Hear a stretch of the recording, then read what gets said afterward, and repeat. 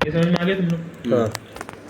अब हो यहाँ पे समझो, it can be constant temperature, ये कांस्टेंट टेम्परेचर हो सकता था हमने ये, लेकिन क्यों नहीं होता है? It can't heat in open system at constant temperature. अगर सिस्टम ओपन है तो जो हीट होगा ना वो कहीं से रिलीज हो जाता हो जाएगा, ओपन होगा अगर तो ये यहाँ पे हम अगर टेम्परेचर कांस्टेंट रखने की कोशिश करेंगे ना तो हीट हो ही नहीं पाएगा ये। तो हम इसका टेम्परेचर क्या करना पड़ता है? राइज करना पड़ता है, बढ़ाना पड़ता है बहुत ज़्यादा। ठीक है ना? फिर से बताना था। समझ ले, मैं यहाँ से रखा हूँ, यहाँ से खुला हुआ है, मैं यहाँ से टेम्परेचर हीट कर रहा हूँ उसको, ठीक है ना? कोई सिस्टम हीट हो रहा है लेकिन यहाँ से धुआं बन के वो क्या होता जा रहा है? उठता जा रहा है, एयर में वापस जा रहा है। ठीक है ना?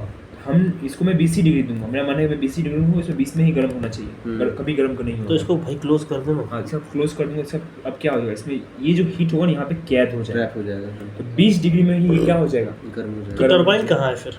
टरबाइन छोड़ना, मैं तेरे समझा ऐसे ही रहा बता हूँ रहा है कि ओपन सिस्टम में क्यों नहीं ये कांस्टेंट टेम्परेचर हो सकता। समझ में आया ना? हाँ। क्यों हीट रिलीज हो जाता है वहाँ से। समझ में आया? अभी आगे चलते, यहाँ से आया अंदर टरबाइन के अंदर, अब टरबाइन के अंदर आया और ब्लेड को घुमाएगा, ठीक है? ब्लेड को घुमाएगा और बाहर निकल जाएगा वापस और एयर में घुस जाएगा। हमारे हवाई जहाज में वही होता है ना, क्या होता है? आगे से एयर आता है, उसको कंप्रेस किया जाता है। अब यहाँ पे एक चीज़ और बताना भूल गया, देखो यहाँ से टरबाइन घूम रहा है कि नहीं? टरबाइन घूम के हम इलेक्ट्रिसिटी प्रोड्यूस नहीं कर रहे हैं, याद रखना। अलग अलग जगह अलग अलग तरीके से यूज किया जाता है। इसको हवाई जहाज में यूज किया जाता है, किस लिए यूज किया जाता है? तो देखो, हवाई जहाज में हमारा मेन काम होता है इंजन चलाना, मतलब टरबाइन क्या करता है? इंजन को चलाता है, ठीक है? और साथ में एक रॉड और लगा रहता है, किसके साथ? कंप्रेसर के साथ। समझो एक मेरी बात, क्यों? कंप्रेसर जो है ना, कंप्रेसर का अंदर ब्लेड होता है, ऐसा रहता है ब्लेड, देखो पहले बड़ा ब्लेड फिर छोटा होता है, ठीक है? वो लगा रहता है रोटर पर, और रोटर गोल गोल घूमता है। रोटर को घुमाने के लिए हमें इलेक्ट्रिसिटी देना पड़ता है, लेकिन हमने क्या सोचा, एक काम करते हैं, इस रोटर को कनेक्ट कर देते हैं टरबाइन के साथ। टरबाइन का ब्लेड जब घूमेगा तो रोटर का ब्लेड भी घूमेगा, तो साथ में दोनों क्या करता रहेगा? घूमता रहेगा, तो हमें एक्स्ट्रा इलेक्ट्रिसिटी नहीं देना पड़ेगा। ठीक है, यही चीज सोच के बनाया गया था हवाई जहाज, ठीक है? तो क्लोज सिस्टम हुआ ना, ओपन सिस्टम उसी पे काम करता है ना? ये ओपन सिस्टम है, ये ओपन सिस्टम है। एयर घुसा, एयर निकल गया। अब इस एयर का यूज कर रहे हैं। ओह अच्छा, ये गैस है, गैस के अंदर क्या होगा? CO2 बचा, H2O बचा, जो नॉर्मल चीज बचा वो बचा, वहां से निकल गया। ठीक है, समझ गया। ये है क्लोज सिस्टम। क्लोज सिस्टम में देखो H2 कैसे आएगा भाई? CO2 ही बच रहा है, CO2 नहीं आएगा, एयर है ना। हाँ, फ्लू गैस में, हाँ नहीं होगा, जो फ्लू गैस आके जलाएगा उसमें से निकलेगा, रिलीज होगा ना वो गैसेस, है ना? ठीक है। अब देखो यहाँ पे क्या हुआ, क्लोज सिस्टम में यहाँ से एयर आया, टरबाइन के अंदर गया। टरबाइन के अंदर हमारा यहाँ पे क्या काम था? एयर को हम क्या कर रहे थे? कंप्रेस।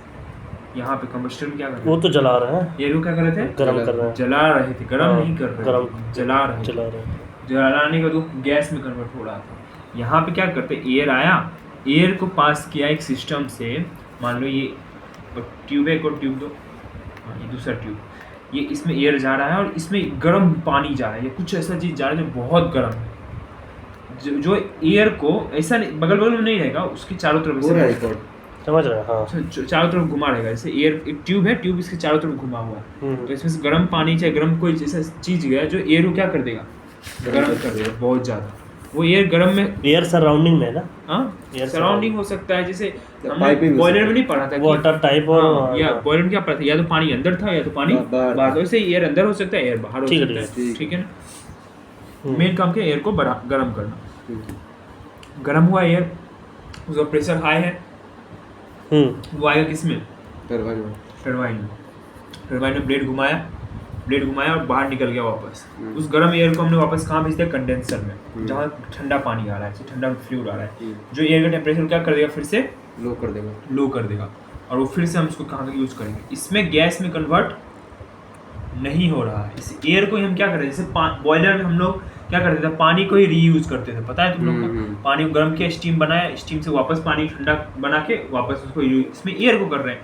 एयर को गर्म किया, यहाँ पर गर्म किया एयर को, बहुत ज़्यादा उसका प्रेशर हाई हो चुका है, गर्म हो चुका है, उसकी वेलोसिटी बढ़ चुकी है, वो उसको कहाँ डाल दिया?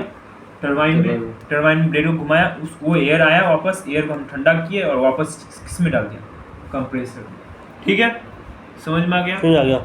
लेकिन गैस जो था, इसमें गैस बन रहा था यहाँ पास, तो जो कि रिलीज हो रहा था एयर में, यहाँ पे गैस नहीं बना। गैस बनाने के लिए हमको जलाना पड़ेगा ना एयर को। तो यहाँ जलाए, तो कहाँ जला रहे हैं? तो यहाँ क्या कर रहे हैं? हम गर्म कर रहे हैं एयर को बस। अच्छा, यहाँ पे जला रहे हैं, यहाँ पे गर्म कर रहे हैं। तो हमारा क्या कन्वर्ट हुआ इसमें? देखो पढ़ोगे तो पता चलेगा तुम्हें जो हमें जलाने का प्रोसेस था ना, बर्निंग प्रोसेस, वो कन्वर्ट हो गया किस में, हीट एडिशन में। इसमें हम क्या कर रहे थे, बर्न कर रहे थे, और इसमें क्या कर रहे हैं, सिर्फ हीट को क्या कर रहे हैं, बढ़ा रहे हैं, ऐड कर रहे हैं, मतलब एयर के अंदर।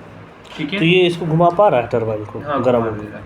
चल ठीक है। तो ये जेट इंजन इस तरह से काम नहीं करता होगा ना? नहीं, ये जेट इंजन में काम अच्छा आइडियल है कि क्या है, होता भी है कि नहीं होता है? ये होता है रियल में। ये होता है, ये भी रियल में होता है, हम्म, दोनों होता है। चलो ठीक है, समझ में आ गया। Okay. आगे चले, ये इसका मेन क्या काम है, एयर है जो वर्किंग Pause फ्लूइड, इसमें जो वर्क समझ में आ जाएगा आराम से। एयर है जो वर्किंग फ्लूइड, इसमें एयर क्या होता है, हमारा वर्किंग फ्लूइड होता है। ठीक है, air act as ideal gas. Air क्या होता है, एक आइडियल गैस की तरह काम कर रहा होता है। आइडियल गैस का मतलब क्या होता है, उसमें है ना,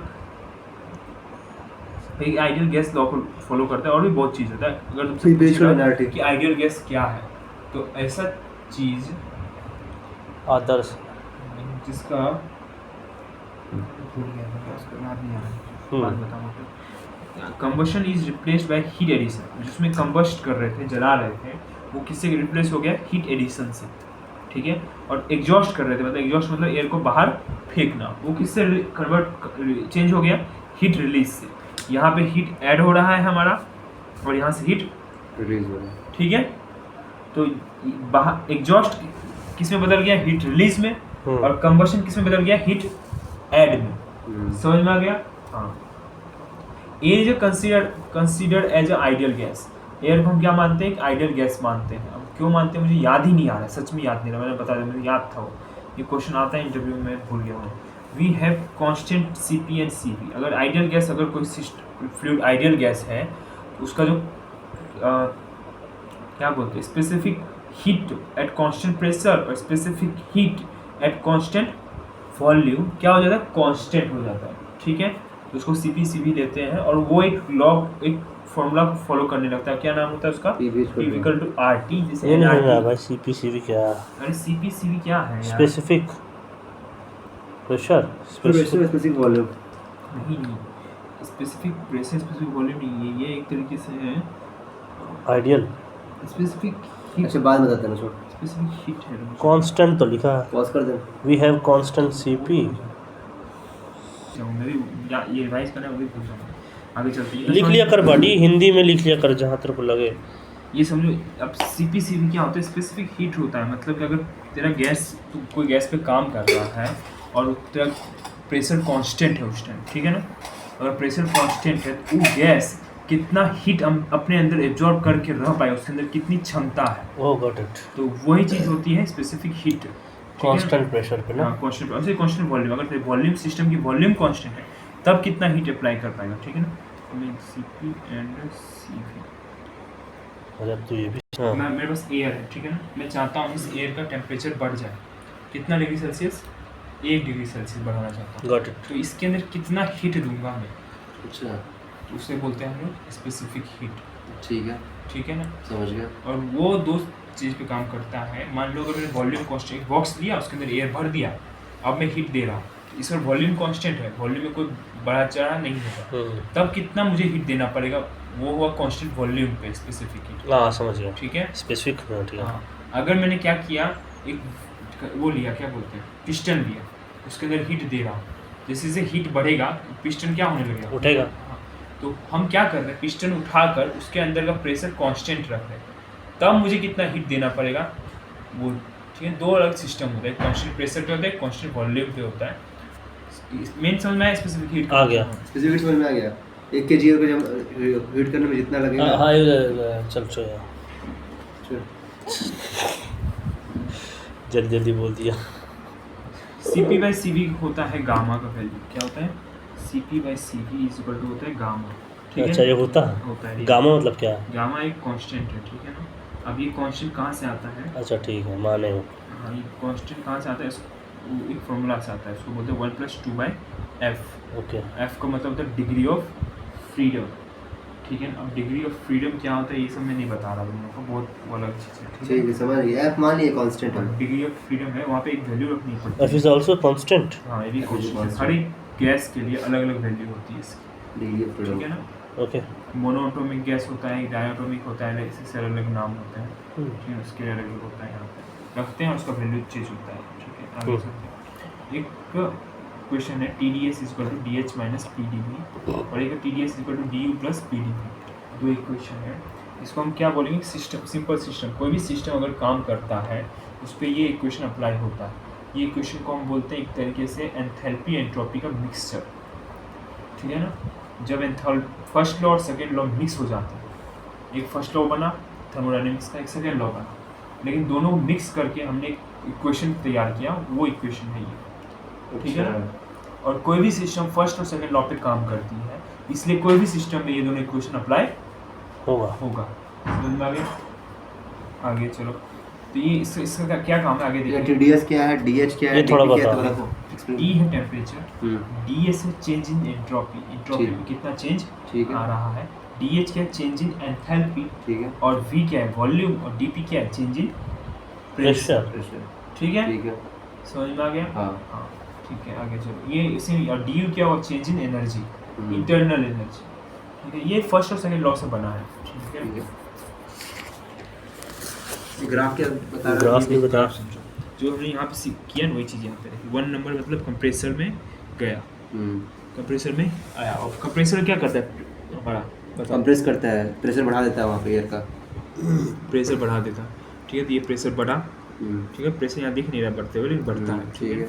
प्रेशर बढ़ा, उसके बाद क्या कर रहे हैं, कांस्टेंट प्रेशर रखते हैं। इसके अंदर क्या होता है, प्रेशर, ये टेम्परेचर का है वो। हाँ टेम्परेचर, तो मतलब टेम्परेचर बढ़ रहा है। टेम्परेचर भी बढ़ रहा है। हाँ देखो, हमारा क्या था पहले TA था ना, फिर क्या हो गया था TH, टेम्परेचर भी बढ़ता है। टेम्परेचर बढ़ा, प्रेशर भी बढ़ा, ठीक है। प्रेशर बढ़ा, और फिर वो 2 पे पहुंच गया। 2 पे मतलब यहाँ पहुंच गया कंप्रेसर के बाद, ठीक है। अब हमारा क्या करेंगे, हीट को ऐड करेंगे यहाँ पे, मतलब जलाएंगे उसको। लेकिन जलाते किस पे है, कांस्टेंट प्रेशर पे। तो ये लाइन कांस्टेंट प्रेशर का है, ठीक है।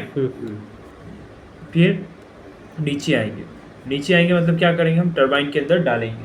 टरबाइन के अंदर क्या होता है, प्रेशर गिरता है कि बढ़ता है, प्रेशर गिरता है, एक सेकंड, वेलोसिटी ये बढ़ता है। कांस्टेंट प्रेशर का है। हाँ ये वाला लाइन, तो ये लाइन तो ऊपर जा रही है, तो प्रेशर तो बढ़ रहा है ना। लेकिन heat है। देखो, ये देखो, अगर मैं यहाँ P लिखता ना, हाँ, तब ये ऊपर जा रही है, लगता बढ़ता तब है। बढ़ता। ये है डायग्राम किसका, T और TH का, TRS का। एंट्रोपी का और T और S में ना प्रेशर ऐसा ही कांस्टेंट होता है। हाँ, ठीक है, तो यहाँ पे हमारा प्रेशर कांस्टेंट है, मतलब प्रेशर कांस्टेंट, टेम्परेचर लेकिन बढ़ा है बढ़ ना। रहा है, ठीक है ना। ठीक है। अब टेम्परेचर बढ़ेगा ही, क्योंकि जाहिर सी बात हमने है। तीसरा बताया कांस्टेंट बढ़ा है। टेम्परेचर पे काम ही नहीं करता है हाँ। सिस्टम, ठीक है ना। टेम्परेचर बढ़ जाता है, यहाँ पर टेम्परेचर बढ़ गया, और इसके बाद हम पहुँच गए कहाँ पे, यहाँ पर तीसरा नंबर, ठीक है। अब टरबाइन के अंदर जा रहा है, टरबाइन के अंदर प्रेशर गिरता है, और वो कन्वर्ट किस में हो जाता है, वेलोसिटी एनर्जी में। में।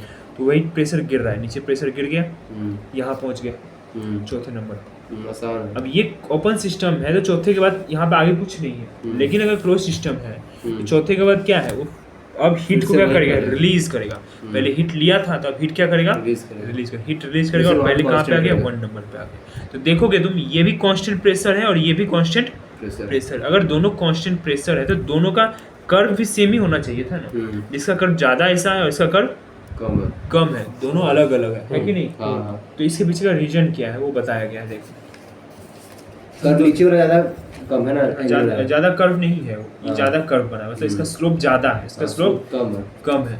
समझ में आ रहा है? समझ में आ रहा है। तो यहाँ देखो क्या किया उन्होंने, ये वाला एक क्वेश्चन लिया, कौन सा वाला, VDP वाला लिया। और तुम्हें पता है प्रेशर हमारा क्या है, चेंज इन प्रेशर क्या हो रहा है, चेंज इन प्रेशर। हम किस पे काम कर रहे हैं, इस कर्व का इक्वेशन फाइंड करने की कोशिश कर रहे हैं ना। तो कर्व क्या है, कांस्टेंट प्रेशर, मतलब प्रेशर में कोई चेंज नहीं आना चाहिए। तो प्रेशर DPG क्या हो जाएगा, 0। तो ये वैल्यू क्या होगी, 0। तो DH इक्वल टू क्या लिख सकता हूँ, TDS पहला। दूसरा क्या लिख सकता हूँ, आइडियल गैस के हिसाब से DH की वैल्यू होती है CP इंटू DT। ये डिफाइंड है, जब भी आइडियल गैस आएगा तो DH की वैल्यू क्या होगी। अच्छा, ये कैसे बोला, VDP जो 0 कैसे हो गया? अगर P0 है ना, DP मतलब चेंज इन प्रेशर। प्रेशर अगर कांस्टेंट है, तेरा 1 था, अभी बाद में भी जाके 1 ही है, तो फाइनल क्या आएगा, 0 ही आएगा। ये 0 हो गया तो पूरा ओवरऑल क्या हो गया, 0 हो गया। तो बचा क्या, सिर्फ ये। समझ में आ गया? अब DH इक्वल टू क्या होता है, CP इंटू DT। तो यहाँ पे रख दिया TDS equal to CP into DT। हमें चाहिए DT by DS equal to क्या होगा, T अपॉन CP। ये ग्राफ किसका है, T और S का। तो हमें चाहिए DT बाई DS। अगर PV का डायग्राम होता तो हमें चाहिए होता क्या, DP बाई DV। जिस फेज का, मतलब जिस प्रॉपर्टी का डायग्राम होता है उसका अगर हमें स्लोप चाहिए तो हमें उसी के टर्म में उसको डेरिवेटिव लाना पड़ेगा, ठीक है। तो dt/ds क्या होगा, स्लोप ऑफ लाइन होगा। क्या होगा, slope of line. Line. Slope of line क्या बता रहा है, अगर तुम टेम्परेचर बढ़ाते हैं तो स्लोप क्या होगा, बढ़ेगा। टेम्परेचर का डायरेक्ट प्रोपोर्शनल है कि नहीं, देखो है ना। Cp तो कांस्टेंट होता है, तो मैं इसको क्या लिख सकता हूँ, dt/ds is directly proportional to T। मतलब अगर टेम्परेचर बढ़ाओगे तो स्लोप क्या होगा, बढ़ेगा। तो यहाँ पे देखोगे इस वाले कर्व में ये कम टेम्परेचर होता है, यहाँ से हम बहुत ज़्यादा टेम्परेचर बढ़ा रहे होते हैं, बहुत ज़्यादा। हमारा टेम्परेचर जलने के बाद बहुत ज़्यादा हो चुका होता है, तो इसका स्लोप क्या है, ज़्यादा। यहाँ पे ज़्यादा टेम्परेचर का कोई डिफरेंस नहीं आ रहा है, ठीक है ना। समझ आ गया। टरबाइन से अगर तुम निकालते हो गैस को तो उसका टेम्परेचर पहले ही क्या हो जाता है, बहुत कम हो चुका होता है, हाँ। ठीक है ना। तो उस टेम्परेचर से तुम जब रिलीज करोगे तो ज़्यादा टेम्परेचर में डिफरेंस नहीं आएगा। अगर यहाँ पे अगर वो 500 डिग्री है तो यहाँ पे लगभग वो पहुँचते पहुँचते कितना हो जाएगा, 25 डिग्री सेल्सियस, ठीक है। इसमें क्या हो रहा था, 500 तो नहीं होगा, मतलब 130 है, ठीक है ना। लेकिन यहाँ पे क्या हो रहा था, जब ये 25 पे था, यहाँ पे जाके कम से कम 600-700 पहुँच जाता है, 1200 के आसपास पहुँचता है, बहुत ज़्यादा। 1200-1300 ने बताया था मुझे, यहाँ तक याद है। देख रहे हैं इसमें कितना टेम्परेचर हाई हुआ, इसमें कोई टेम्परेचर में ज़्यादा हाई फाई 130 से 25 हो रहा है। इसका स्लोप कम है, इसका स्लोप ज़्यादा है, ठीक है। इसलिए इसका स्लोप भी डिफरेंस आ रहा है, ये आगे समझ में। अब यही ग्राफ देखे दिखाएगा कि टरबाइन वर्क क्या होगा। टरबाइन वर्क होगा H3 - H4 निकालना पता है तुम्हें, टरबाइन वर्क निकालते हैं। कंप्रेसर वर्क क्या होगा, H2 - H1। हीट ऐड क्या होगा, 3 - 2। हीट रिजेक्ट क्या होगा, 4 - 1। समझ में आ गया, बच्चे लिखा गया। अब आगे चलते हैं, सीपी के टर्म में लिखा है, बता रहा हूँ। ये आइडियल गैस पे हम काम कर रहे हैं, आइडियल गैस पे काम कर रहे हैं। तो हमें अभी सीखा हमने कि H को क्या बोल सकते हैं, Cp × T, चाहे DH को क्या बोल सकते हैं, Cp × DT। यहाँ पे लिखा हुआ है ना, हाँ है ना। हाँ। तो इसको हम बोल सकते हैं ये चीज़। उस हिसाब से हम क्या देखेंगे, H3 को हम क्या बोलेंगे, Cp × T3, और H4 को क्या बोलेंगे, Cp × T4। और यहाँ रखा और उसको निकाल लिया Cp को, गैस के टर्म में, ठीक है ना। ठीक है, आया समझ में। हाँ, ये चीज़ आ गया। अब इफिशियंसी क्या होती है, इफिशियंसी होता है हमारा 1 - Q add divide by Q reject divide by Q add होता है। 1 - Q ऐड क्या है हमारा, ये रहा Q reject T4 Q reject क्या है, Q reject upon Q add लिख दिया। या तो हम क्या लिख सकते हैं, H के टर्म में लिख सकते हैं, दोनों के टर्म में। ये तुम इसके फॉर्म में लिखो या इस फॉर्म में लिखो, क्या फर्क पड़ता है, ठीक है। जो दिया रहेगा उसका यूज कर लेना, ठीक है। अच्छा, ये क्या बताया था कि Cp क्यों ऐड हुआ, Cp कैंसिल हो जाएगा, ये इस कारण से, इस रिलेशन के कारण। H = क्या होता है, Cp × T होता है, क्या होता है, Cp × T। इस H3 के बदले क्या लिख सकते हो, Cp × T3। यहाँ से और इसका H4 के बदले फॉर क्या आइडियल लिख गैस, Cp × T। ओके, दोनों माइनस कर देना, कॉमन हो जाएगा, ठीक है, समझ गया। ये आया क्वेश्चन ये एफिशिएंसी का। अब इसमें सर ने क्या किया है, देखो सर ने क्या किया, इस वाले पहले वाले में, इस वाले में T1 को क्या निकाला, कॉमन। T1 को कॉमन निकाला तो T4 बाय क्या हो जाएगा, T1। इसमें इसके पास T1 है नहीं है, तो इसको डिवाइड, इससे अगर तुम T1 लोगे तो इसको डिवाइड समझ गया। और ये T1 तो बाहर आ गया, यहाँ क्या लिखा है 1। सेम दूसरे वाले में से निकाला T2 को, ठीक है। अब यहाँ बाहर आ गया, ऊपर में आ गया T1, नीचे आ गया T2। आगे की स्टेप में क्या किया है हमने, देख यहाँ पे अगला स्टेप में क्या करूँगा मैं, यहाँ पे लिखा नहीं सही से क्या, ये यहाँ से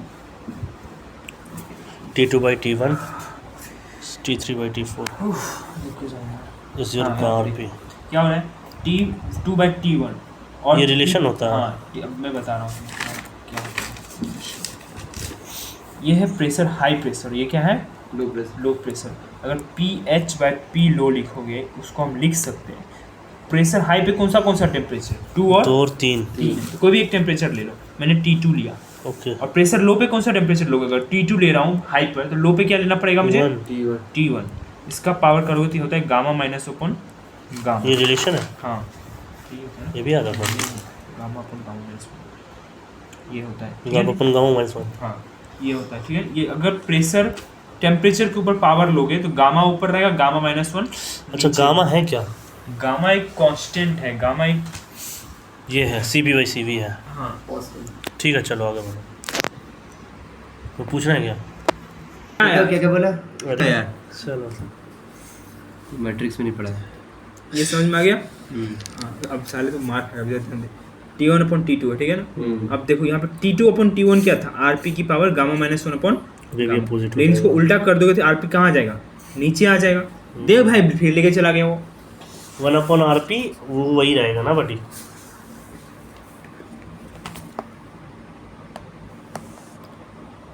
पावर हमारा क्या है, गामा माइनस 1 अपॉन गामा। जब इसको मैं नीचे लूँगा तो क्या हो जाएगा, RP की power gamma minus 1 upon gamma हो जाएगा, उल्टा कर दूँगा वही चीज़ हुआ है। अगर ये इसकी वैल्यू थी T2 अपॉन T1 और मुझे चाहिए अभी क्या, इसको पलटा दिया, भी पलटा गया, वही चीज़ यहाँ हुआ है। तो हमको तो पता है T1 अपॉन T2 चाहिए, लेकिन था क्या हमारे पास, T2 अपॉन T1।